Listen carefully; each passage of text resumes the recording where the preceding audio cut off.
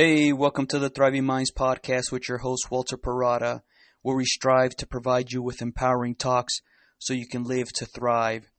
And today, we'll be talking about the power of self-talk and developing yours. So, the person who you spend the most time with is yourself. So, it's vital that you first treat yourself well through having the right self-talk. And if we remember that your thoughts and your words have so much power that they affect how you feel. And how you feel affects how you behave. Your behaviors are what determine your future. So to give yourself a better advantage, develop the right self-talk that works for you. It enhances your overall well-being. That includes your physical and mental health and gives you a higher satisfaction in your life. It's a coping tool that can help you in difficult times so you can be your best. And the goal of self-talk is to reinforce the greatness within you. The things that you hear the most is what you ultimately believe that makes up your reality. What will yours be? Do you want to build yourself up so you can act with conviction instead of being dragged down by hesitancy? If you're unaware of your self-talk, you're more likely to default to that negativity that is built into your brain to keep you safe. So let's first start off by defining what self-talk is. And this is your inner voice, the things that you tell yourself on a repeated and daily basis. So from the moment you wake up to the moment you fall asleep and everything in between are the messages that you tell yourself. This includes the highs and lows that you experience throughout your day and what you choose to reinforce. This could be saying things like, today's going to be a great day because I choose to enjoy life and will persevere in the face of adversity. Or it could be telling yourself, you know what? Today's going to be miserable because of all the things that lie ahead of me. And whatever it is you choose to tell yourself is what sets the tone for your everyday life. And the things that you repeat to yourself the most are the things that will stick with you and eventually will become ingrained. So you must be careful in the things that you tell yourself. There's no need to put a bigger burden on yourself by being overly critical or self-defeating. When you can develop and ingrain the proper self-talk to work for you, the less dependent you become on needing the belief from others to validate if you can truly do something. It really just fosters the greater belief within yourself that allow you to move forward with what you envision. If you think about the confidence and belief that others put in you, it's a great starting point to build yourself up because they act almost like training wheels when you first learn how to ride a bike. But then after a while, you start to gain confidence that you can stabilize yourself to the point where, you can take these training wheels off because now you have a greater belief within yourself that you can ride without falling. And somewhere along the line, when you're riding with your training wheels, you'll tell yourself, I can ride without them.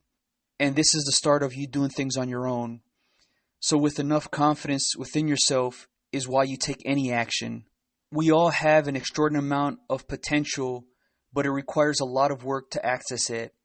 And because of this, many people are not going to want to live up to that potential.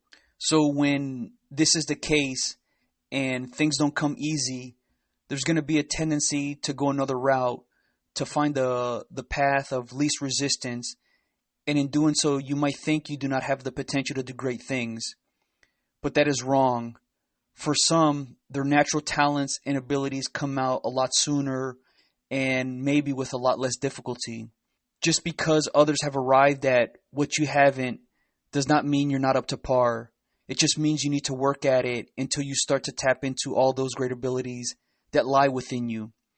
And to be honest with you, when it comes to talents, it's not as impressive as the things that you build yourself towards. Talents to me are less impressive because it is something that has been given to you. It was a gift. What you work towards and actually achieve with little to no talent is far more impressive because it requires a high level of determination and perseverance that you've developed. There are many things outside of your control, and you don't determine how tall you are or how talented you are. but you do determine how much you're willing to develop yourself, to use your strengths to your advantages, and manage your weaknesses to not be a liability. And in a case like this, I come to think about how much more impressive the superhero Batman is over Superman, simply because Superman has all these, superpowers that were given to him.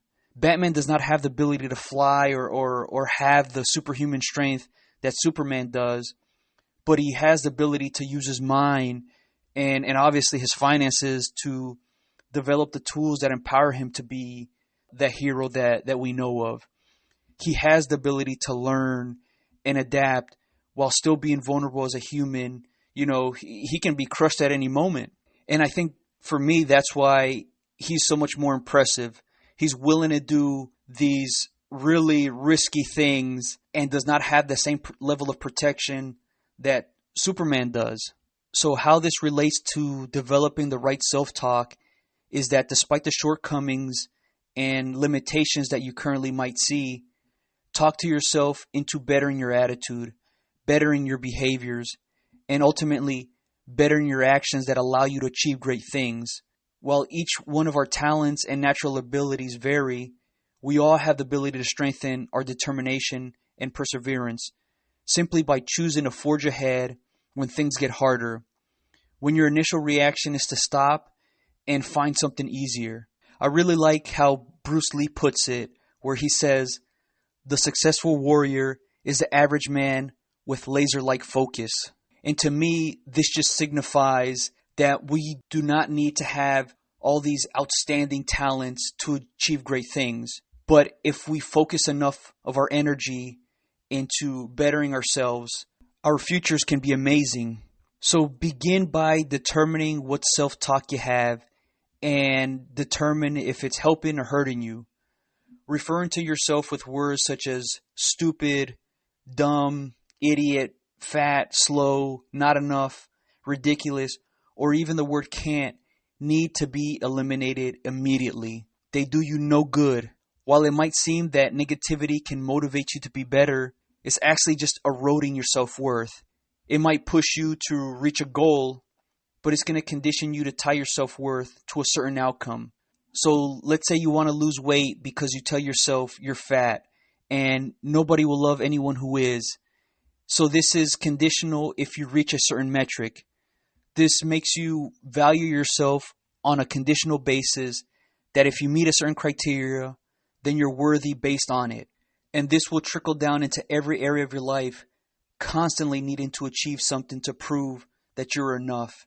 It is self-defeating because no matter what you accomplish, you will always be trying to fill that void that you ultimately created through the things you tell yourself. The outward world might see you as a big success, but the internal struggle will make you wonder why, because it will be hard for you to see the things that truly make you great. Greatness is not something that is gained on an outward basis, but it's an internal revelation that comes through discovering yourself. And discovering yourself comes through accepting who you are and building yourself up to constantly be your best version. It is knowing that you are enough without any external rewards. The external things are limited to how much happiness it can bring you, but the internal gratification is limitless. So to create this, develop the self-talk by replacing those self-defeating words with the simple phrase, "I am making progress." This indicates you're not there yet, but you're constantly moving forward. And if you think about it, we are all a work in progress. Not one of us is a complete version of ourselves. And this is something that we should all embrace. That means that the best of you is still yet to come. What a concept that just invokes hope, because it means that today is better than yesterday. Tomorrow is better than today. And the potential for the future is immense. This brings a level of excitement that can cause you to go at life with a tenacity that makes you truly feel alive, that you're seizing opportunities that you create for yourself. While it might not seem like that on a day-to-day basis, because maybe you're focused on the daily scorecard that you're constantly measuring. Over time, you'll realize your life is meant to have valleys so you can truly cherish and enjoy the peaks. Sometimes making progress involves taking a few steps back to see the bigger picture. And when you're able to focus on getting better, you ultimately decide to live empowered. That gives you so many different avenues in life. The hard part will be deciding which route to take, what a position to work yourself into.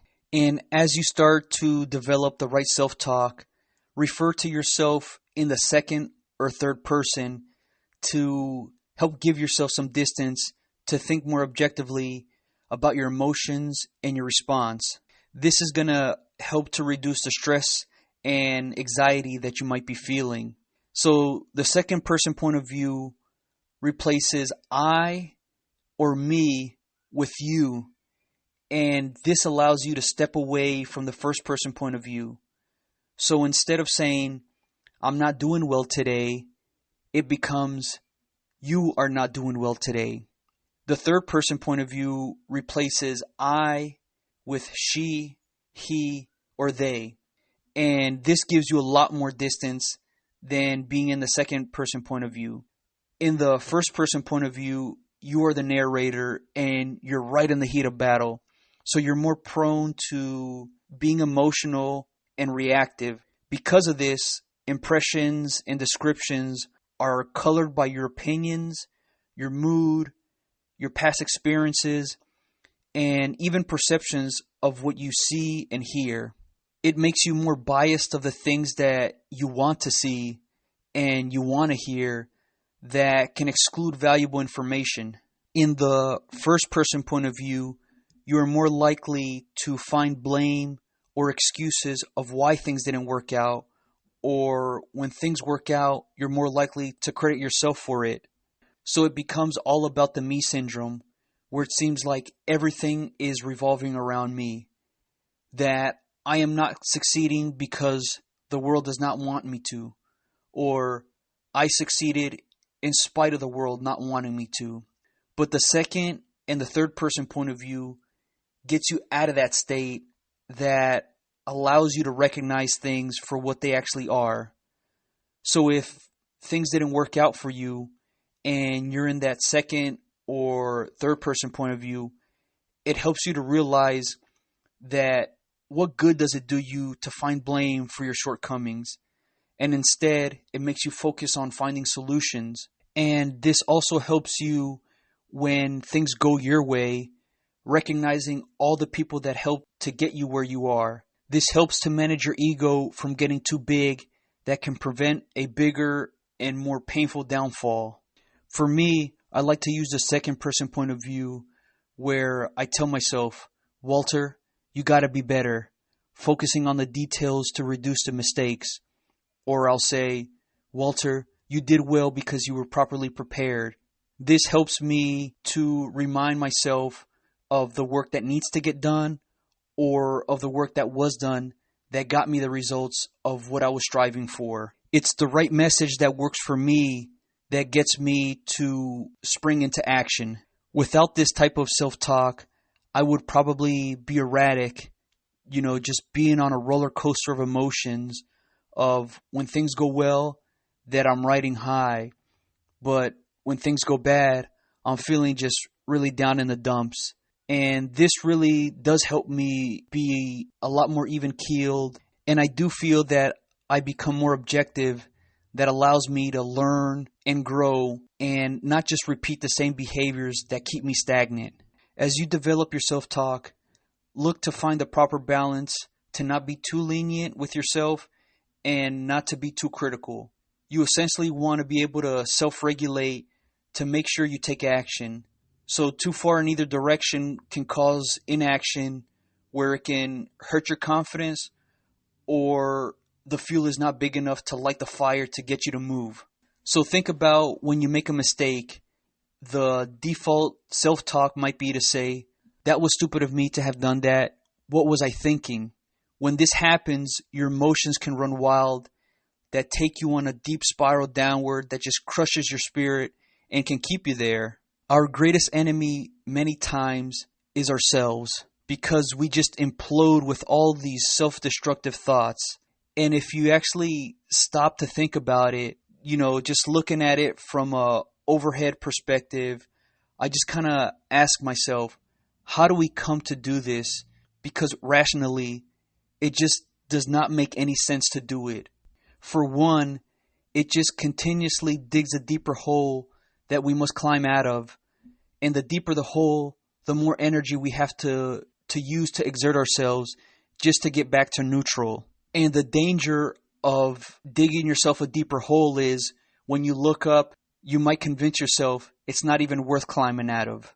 And two, your motivation to respond to negativity becomes not to do things, not to fail, not to get better, just to be the same. And there's actually a fundamental difference in the word not, where you might tell yourself not to make a mistake, only for you to make a mistake because your whole focus was to avoid. But if you tell yourself to do the best you can, your focus is diverted into actually giving your best effort, and mistakes are no longer at the forefront. But if the self-talk is too lenient, where you give yourself too much slack, it might sound something like, well, I didn't make a mistake, so it was other people's fault. And in this case, you will continuously coddle yourself, where it makes you weaker mentally and it inflates your ego. And this type of self-talk can cause you to put people down to make yourself feel good. So instead of rising up to be better, you'll be hitting people at the kneecaps just to bring them down to make yourself look bigger. When this happens, people will come to resent you and move further away from you. You might be aware of it or you might not, but eventually you'll end up by yourself, alone and longing for a support system. But with enough work to build that self-talk, it can be reframed as, I realize what I could have done better and will apply that going forward. These simple things can be the difference in you wanting to pursue something ambitious or you just settling for avoiding disappointment and avoiding discomfort. Finding that right gauge will be crucial so you can effectively know how to get yourself going. You can almost view it as baking a cake where you have all the right ingredients and following the directions correctly to make sure the cake comes out really well and just tasty. Too far in either direction and the cake can become burnt or undercooked. So you got to find the right formula that works for you to get you going, where you hold yourself accountable but not overly critical that it keeps you from taking any action. And since we understand that negative talks does us no good, you can speak to yourself in a positive manner or in a neutral manner. When it comes to the positive self-talk, it's pretty straightforward, where you tell yourself things such as, you can do this, you've prepared yourself to perform well, and this can be effective to building your confidence so you can move forward and act. But another route is actually speaking to yourself in a neutral manner, where you tell yourself things in an objective way. This can help take away some of the emotion that can help you be a bit more calm. So instead of telling yourself, you can do this, reframe it by saying, to do this, you need to properly be prepared and execute in a calm manner so you could perform effectively. Kind of like in baseball, where they tell you to keep your eye on the ball, which is going to help you hit the ball or catch it. This helps to lay out a plan so you can focus on the work that gets you to your destination. During the times where your emotions are running high, it helps keep it in check as you go through a series of facts to help you think things through. So say you're about to give a big presentation on a business proposal, and there's a chance you're going to be really excited to give your sales pitch to increase sales, and this excitement might be carried over into how fast you speak. And it might affect the delivery of the message, where the people hearing you out might not get all that information that they need from you of what you really want to convey to them, because your excitement is just running rapidly through the words that you're speaking. To help regulate that excitement, you can tell yourself to make sure to find the proper pace at which to speak that conveys your excitement, but also gives the audience the ability to process what they just heard. Or that big presentation might make you feel really anxious and nervous about how well you have to deliver the information. What gets many of us worked up is how the audience perceive us. But what if instead of focusing on how they perceive us, focus on delivering your speech? The more consumed with how well you get your message across, the less focused you are of what others think of you. And just tell yourself that if people show up for this big presentation, it's because they're interested in your business proposal. The fact is, you drew an interest and people are willing to hear you out. If you focus on anything other than that, that is less energy diverted to the things within your control. This neutral talk can also work when things aren't turning out as you expect them to, particularly in a negative way. Let's say your performance is suffering in school, work, or even your business because you're making several mistakes. The natural reaction is to become angry, and the easy thing is to direct that anger in the form of blaming someone, blaming yourself, or blaming others for why your performance is declining. So you might say something like, I'm not performing well because I'm not good enough. Or it could be saying, I'm not performing well because others have distracted me from doing so. Blaming yourself makes things too overwhelming, that keeps you down and damages the belief within yourself. Blaming others makes you look for excuses to deflect the responsibilities that you are ultimately carrying. And this is done to preserve your confidence within yourself. Either way, when you blame and look for excuses, you start to give up control that you ultimately always had.